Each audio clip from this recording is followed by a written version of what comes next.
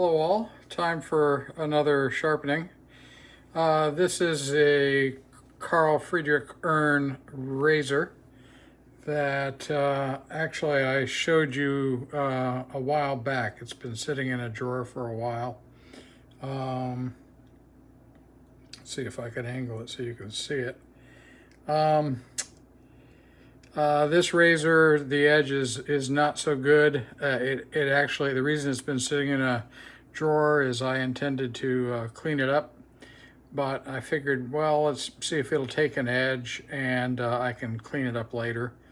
I'm gonna pause right now and show you a picture of the edge right here. The whole edge is like that. Kind of beaten up. It does not look terrible to the naked eye. Let's see if I can get this to focus.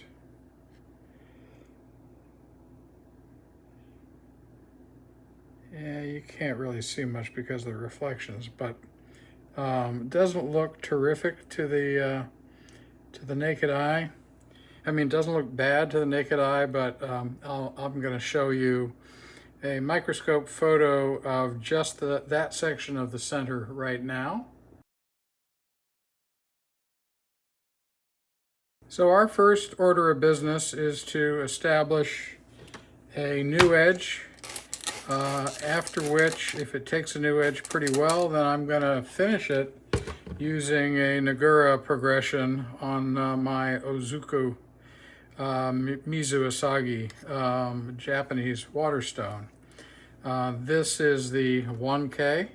Naturally, I'm showing it to you upside down. It's the 1K. I'm going to do all the major work there, as you saw. Up close and personal, the edge is, well, it was shaving sharp, according to eBay, but not exactly perfect for me.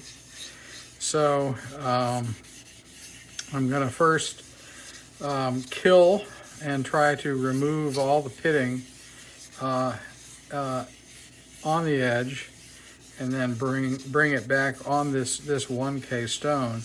Often I go to the 2K. These Shapton glass stones really cut well, but I think in the interest of time, I'm going to start this one on the 1K.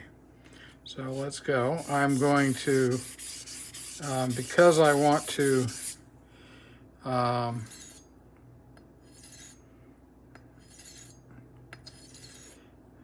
really want to replace this edge. I'm going to kill it really, really well. Again, that's the reason I'm going to this stone. All right, let me check again, see if we're getting closer. Lots of times, even if it doesn't push into the packing peanut, I can kind of tell if it's ready to go or not. That's just comes from having used the packing peanut now for almost a year. Oh, look at that. Well, I'm not sure that wasn't this is an older packing peanut.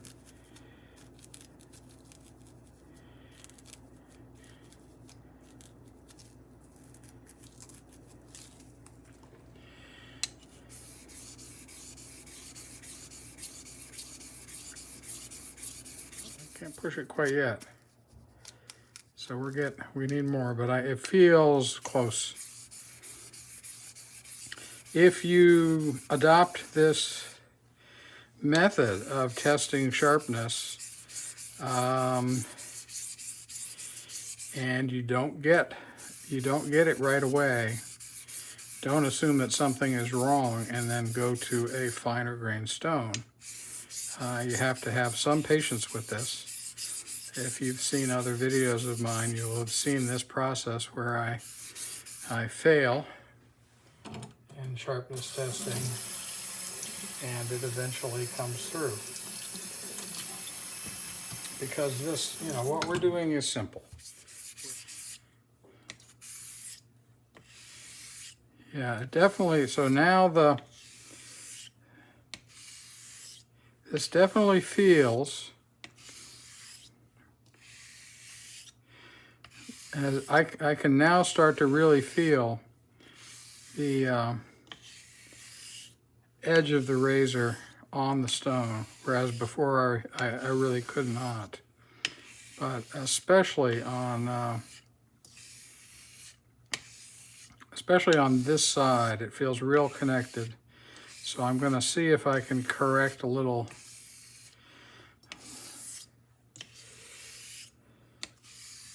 And now they feel equal.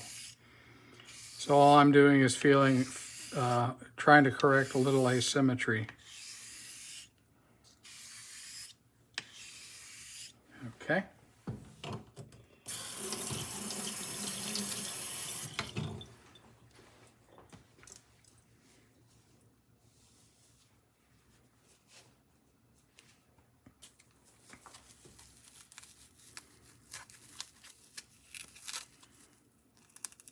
There we go.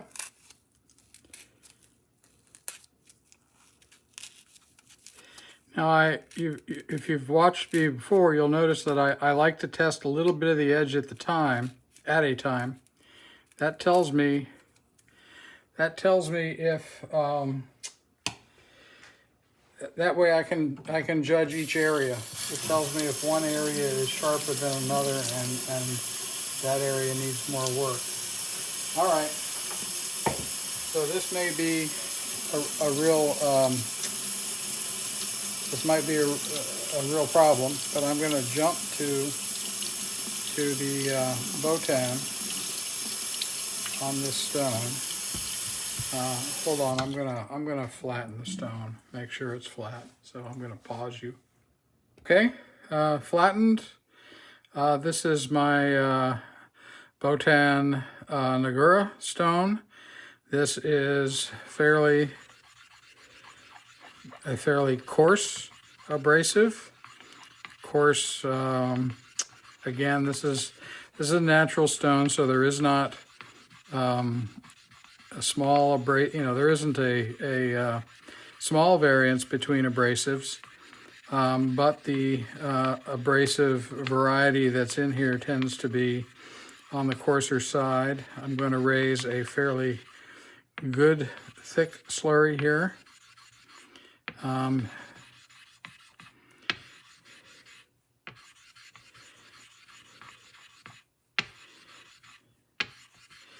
And so slurry thickness tends to relate to effectiveness.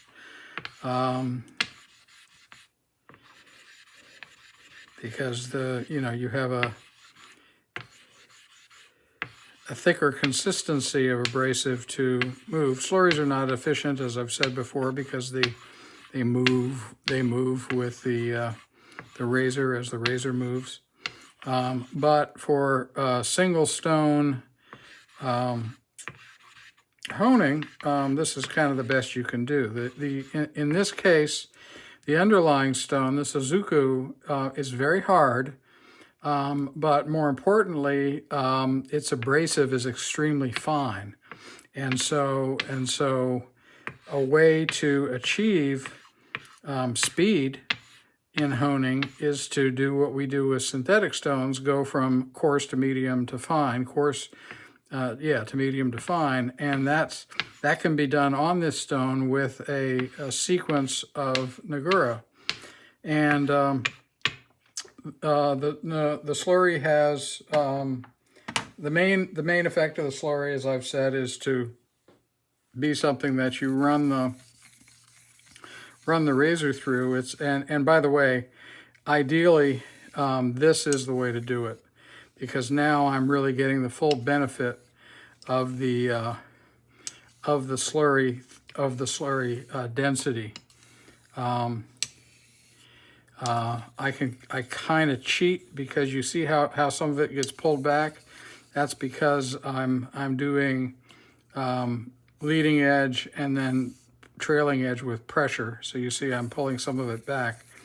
But generally speaking, as you move over and through the slurry, the heavier abrasive works on the edge. It also the action the friction of moving through textures, and also removes some of the underlying stones abrasive. That's not heavily effective compared to this at this stage, compared to this abrasive at this stage. But, you know, it's there, and it contributes to that Kasumi finish that you get on Japanese stones.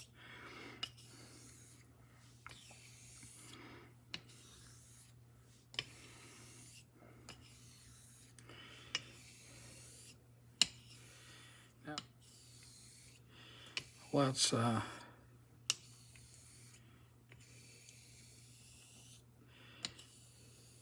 do a test.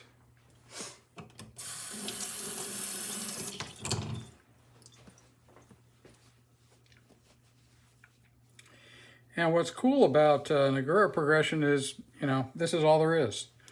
One stone, series of slurries, and you're good to go. And, you know, in my case, I just use testing to tell me whether or not to move on to the next one or not. Next level of slurry or not. And I'd say we're good. Oh, sorry. I'd say we're good. This is less pressure than I had off the 1K, significantly less pressure. Very nice at the toe, which was potentially a trouble spot. So let's move on. That was Botan. Next up is Tenju.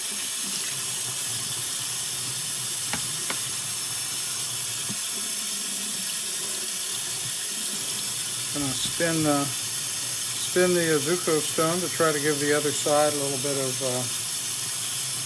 bit of wear. Make sure there aren't any large abrasive particles hanging out there. And now let's go with this stone. When I'm not paying attention, I tend to build slurries that are too thin. But I guess today I'm fully attentive. All right. Let's see how this does. Another thing that's kind of wonderful about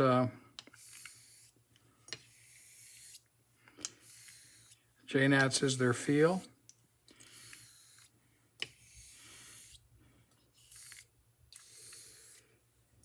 Trying to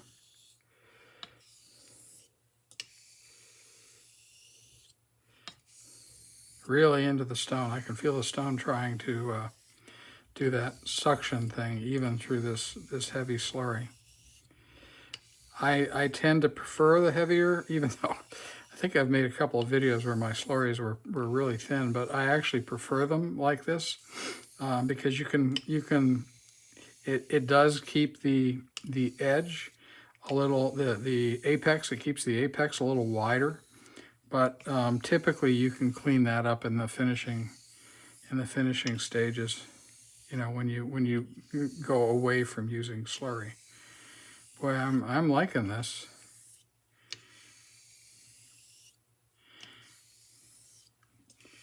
Backing off the pressure just to see how things are flowing, and they're flowing really well. I will say that for me, in terms of feel, I just these super hard Jnats, I just, you know, there's really, to me, there's just nothing like them. Conical has a different feel. Black Arc has a different feel. The slates are kind of close to this, actually. At least the one slate that I have is a little bit close to this. All right. Better check, because you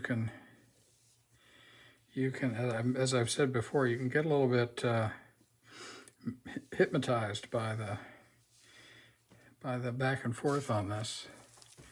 All right, what did I do with my other? Okay, I seem to have lost a packing peanut. Oh, there it is. Hang on.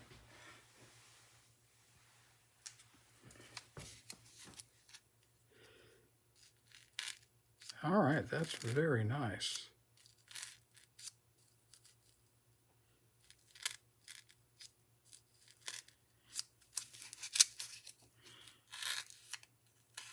Wow, that's really good.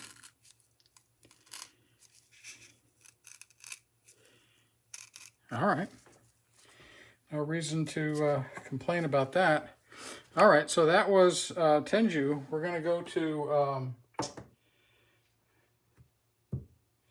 the final nagura here, which is the Mahiro or Majiro. I don't know how to pronounce any of this stuff. I'm sure I'm very consistent in that I'm wrong on everything.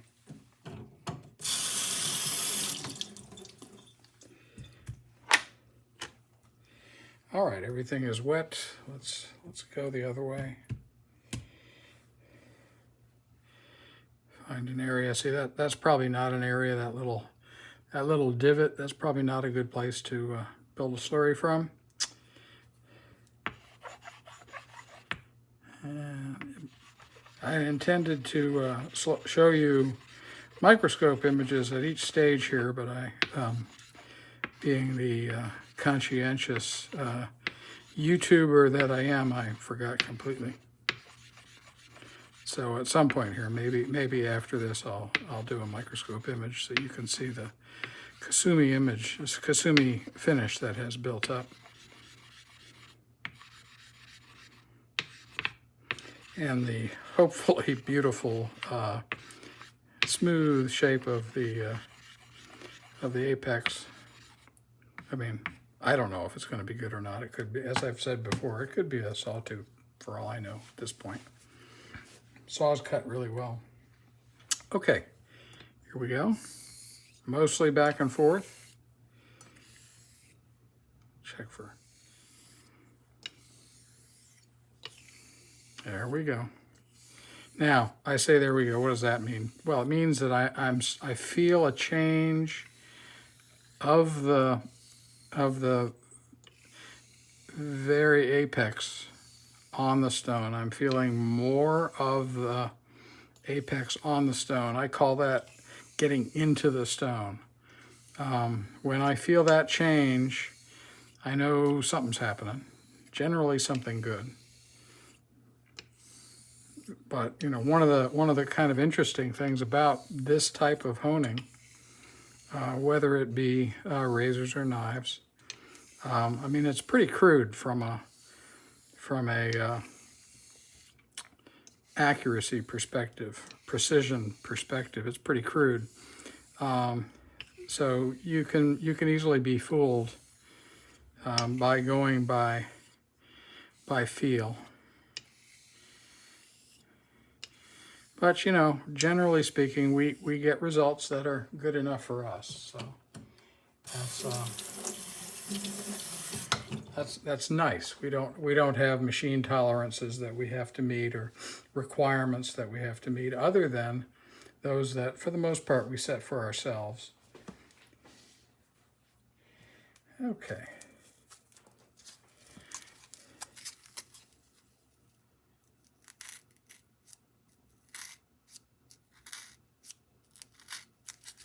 All right, I don't know that has improved. I'd say that's about the same. I'm going to do a few more here. I approach this stuff differently. You know, my background is different than most other sharpeners. In that the predominance of my education in sharpening came from a professional sharpener. So to some degree, I've done an apprenticeship in professional honing, and I've done professional honing. But I mean, that's how I learned, and so I'm not self-taught. I've had a lot of, you know, don't do that. All right. And the advantages that I've also had, been able to take advantage of a lot of different ways of honing. I've honed on paper wheels and on belt sanders and Tormek machines and you know, different types of stones. So I've had the advantage of that. All right, our next step here. Our next step is the Tomo. I do Tomo Nagura with this little diamond stone. Okay, I have the extra fine. You can tell it's extra fine because it's written there. I have the extra fine stone here.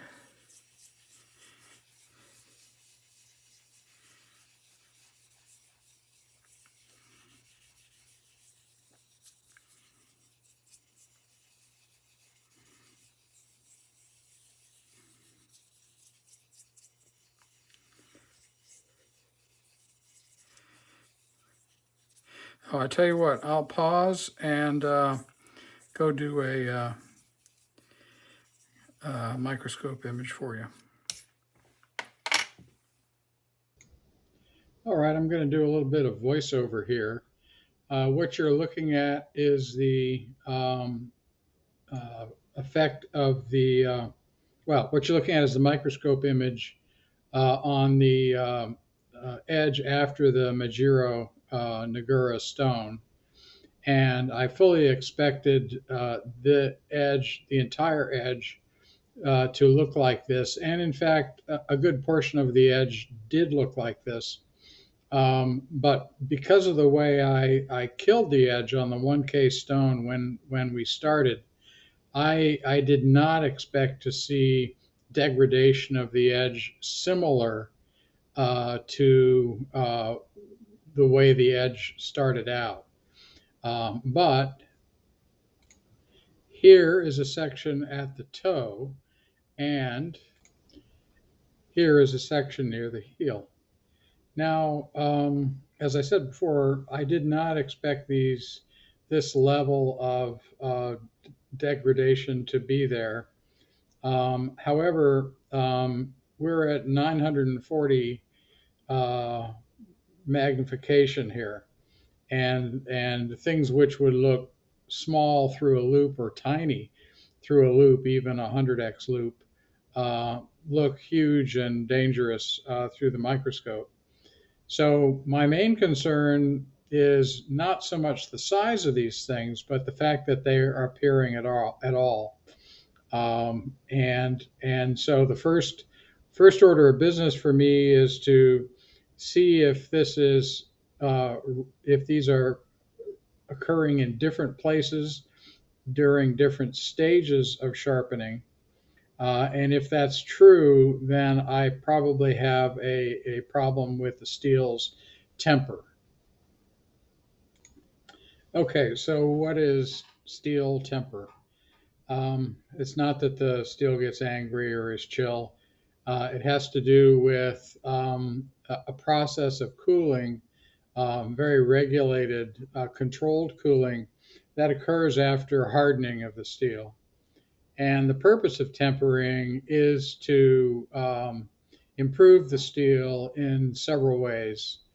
The advantages are generally improved ductility and reduced brittleness. But through that, you also typically get increased and more predictable strength. This is where the tempering is where you get your target abrasion resistance. And there are some other characteristics, but the concern we have here is that if the temper of the steel has been messed with, generally through overheating the steel, then it returns to a brittle state. And when that happens, you get the evidence that I'm seeing here, where as you try to thin the structure of an edge, the steel is too brittle to hold that structure and breaks off it randomly. And so that's what I was seeing and what I've tried to fix. And what I've done is to go back to the 2K stone, kill the edge, bring the edge back, go to the 4K stone, and then lightly kill the edge, bring it back, in an attempt to move up into the blade a little bit in the hope of finding cleaner, fresher metal that will take an edge. Sometimes when steel is overheated, the effects only occur at the thinnest part of the, in this case, razor. So my attempt is to move back into the blade a little bit to see if I can find some steel that will take an edge better. So this is what a 2K edge looks like. And this particular iteration, the entire edge looks pretty good. I don't really see any evidence of pitting yet. So the next step is going to be to refine this edge, narrow its bevel um, uh, on the 4K and see what that looks like. And so here's what the 4K edge looks like. And the majority of this edge looks as you see it. Very well formed, good scratch pattern. And there are only 4 areas that are of concern that have popped up in spots where I haven't seen problems before. But these areas are pretty small, so I'm going to show them to you now. Here's a small pit in the edge right near the toe of the blade. Here's another small pit also near the toe of the blade. Here's some pitting pretty much right between the center of the blade and the toe. And finally, here's the 4th area of degradation, and it is between the center of the blade and the heel.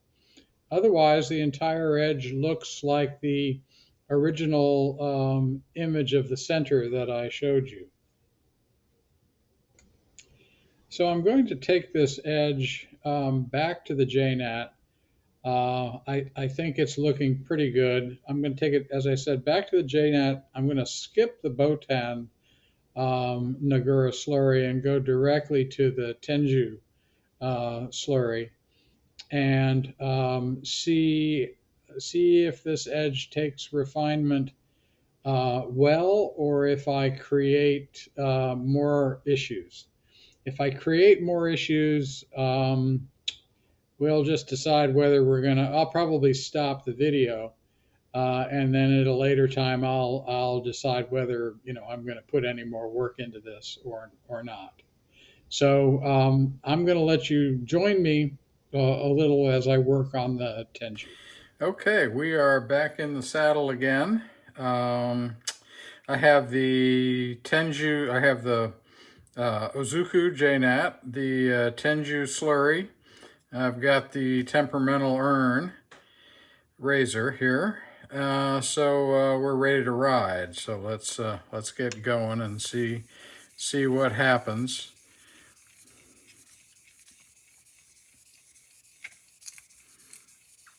I'd love for this to work out, but I have no control over the quality of the steel, so I just have to see what happens. When you use a nagura to raise a slurry, the action of the nagura on the stone does texture kind of chew up the stone a little bit.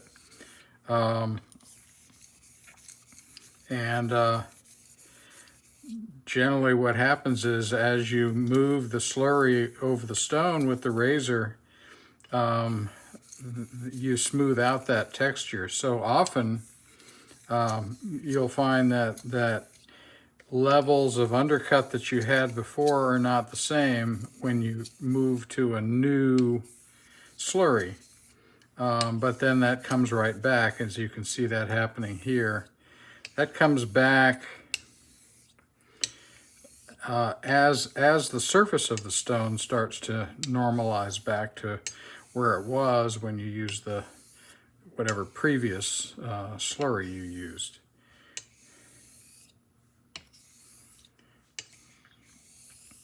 I'm very anxious to see where this goes. I'm being careful to feel how the stone is reacting. It feels very, very good, and I don't think that the edge is running into any unusual stone chips that are on the surface or in the slurry. I mean, I'm most concerned with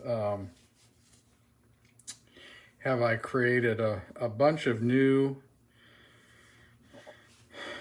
problems at the edge, or do I still have the same 4 that I showed you? Well, we're definitely nice and sharp.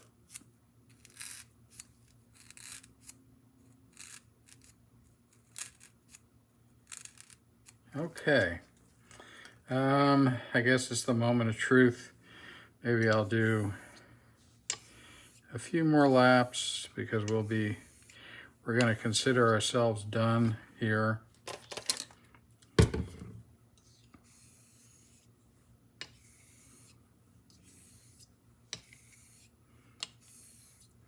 I should probably go back to pressure. Pressure, I modulate based on getting the edge to land flat on the surface, and also enough to give me feedback. And that varies with each stone, but I'm aware that the width of the bevel decreases as I go to finishing, and so I do not want the pressure on that thin bevel to break it, or to change my ability to have even pressure across the edge. If I torque too much, I'm very likely to have a distribution of pressure across that's not even. I'm likely to have more pressure here than here. It's just very, very difficult unless you do the Lynn Abrams method of pushing down and not torquing very much. It's very, very difficult if you only torque to have even pressure. Now, if you torque and roll pressure like Keith Jackson does, then I think all bets are off. I think he gets very even distribution of pressure because he's an expert at rolling pressure as he sharpens. But in my case, I think more in terms of force in this direction and less in terms of torque. I want only enough torque to give me a feeling for the stone, and that I adapt based upon what stone I'm using. I might use a little more pressure on this stone or a hard like a black arc than I would on something that feels softer to me, because I need to feel that entire edge. Okay, enough talking.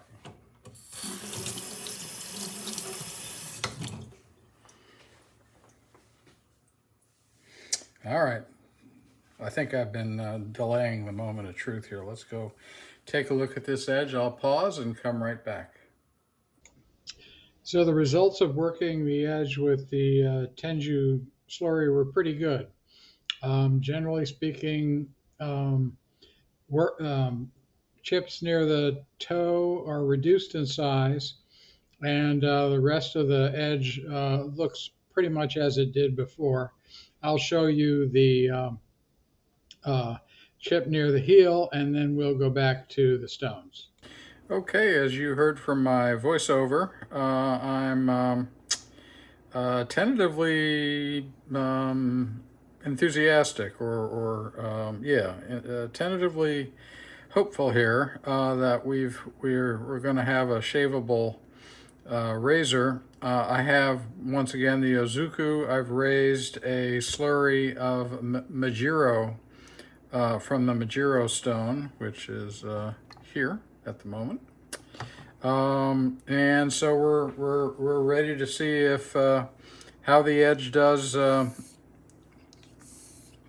with this level. As usual, as you can see, I'm not getting the kind of behavior from the slurry that I was before. But it very quickly, as I get over the new, as I smooth out the stone texture, it starts to come right back.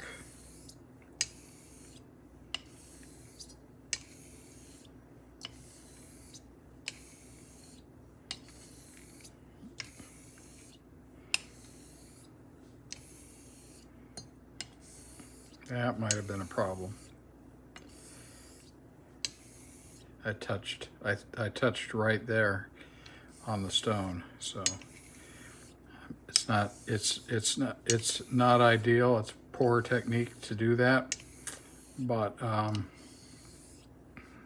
probably going to ignore it. Time to test. Time to take a look.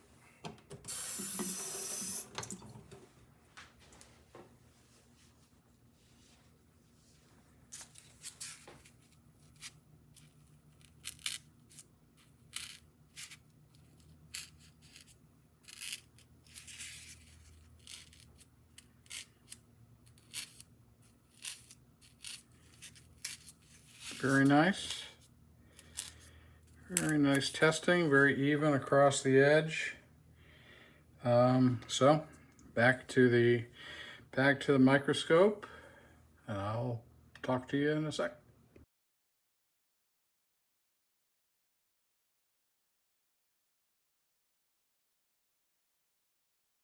Okay, well, as you saw, not everything is peachy keen with the edge, but generally speaking, still pretty good. I'm gonna soldier on here. I have just flattened the Ozuku, and I'm gonna raise a Tomo slurry with my little diamond plate. This is the point I got to before deciding, oh, I should look at the edge. At this point, you don't necessarily need a lot of abrasion. We're finishing. So, boy, does that feel good. And I've gotten carried away on a very long video. I apologize.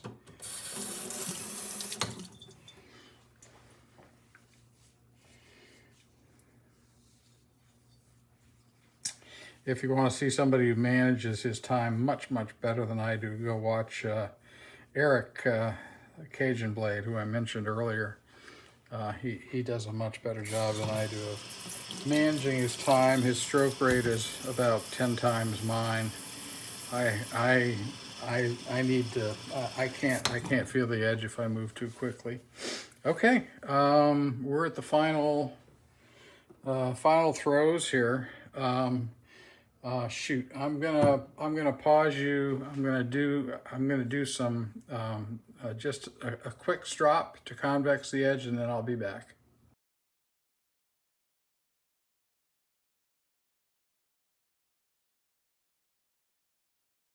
With the coarser stones, or in this case coarser slurries, the apex has dimension. And as you go to finer and finer slurries, in this case, or stones in the case of synthetics, what happens is that you narrow that apex, which is what we call refinement. So that as that apex narrows, that edge becomes refined. Also, as you can see from my highly technical illustration here, the material between the bevels also decreases. And so there's less material to withstand stresses that would be put on it by sharpening in this case, or shaving. So I'm going to finish up, and we'll see what we get. Let's do a test. Well, that's very, very good. That's very, very good. Yeah, that's very close to where we want to be. I did do 15 laps on the fire hose linen strop. I have some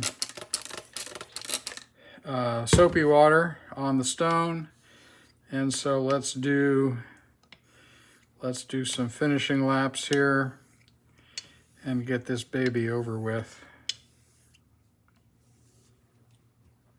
Okay, let's do a final test to see if anything changed.